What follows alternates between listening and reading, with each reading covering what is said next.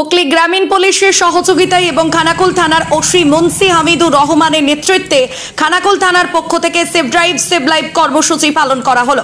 কর্মসূচিতে ছিল র্যালি এবং সাধারণ মানুষকে সচেতন করা।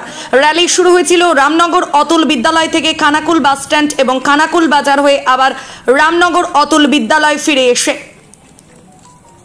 এই র্যালিতে উপস্থিত ছিলেন খানাকুল থানার পুলিশ কর্মীরা। সেভ ড্রাইভ সেভ লাইভ কর্মসূচিতে দেখা গেল পুলিশের সঙ্গে রামনগর অতুল বিদ্যালয়ের পড়ুয়ারা অংশগ্রহণ করেছে, যারা প্রশাসনের সঙ্গে কাঁধে কাঁধ মিলিয়ে প্রচারে নেমেছে। র্যালি শেষে বিদ্যালয়ের প্রধান শিক্ষক অমিত আর্য কি জানালেন নিউজ অগ্নির সাক্ষাৎকারে দেখাবো। বিজ্ঞাপন ও লাইভ এবং যে কোনো রকমের খবরাখবর জানাতে যোগাযোগ করুন নিউজ অগ্নির দপ্তরে 9903070007। ব্যুরো রিপোর্ট নিউজ অগ্নি, নামে নয় কাজে সাংবাদিকতা। র্যালিটি ছিল খানাকুল থানার উদ্যোগে। এটা সেভ ড্রাইভ সেভ লাইভ, এটা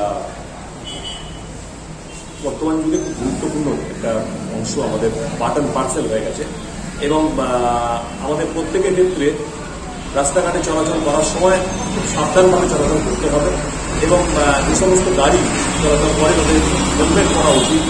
কত সংস্কৃতি সেটা আমাদের মানা উচিত, তা না হলে এবং এটার ফলে সামনের দিনে আমাদের দেখা গেছে এই সেভ ড্রাইভ সেভ লাইভ মোতাবেক করে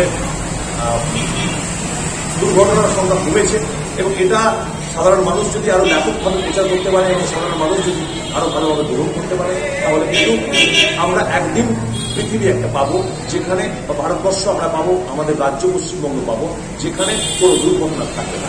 এ ধরনের দিকেই আমরা এগিয়ে চলেছি। স্যার, আপনার নাম? অমিত কুমার, প্রধান শিক্ষক, রামনগর।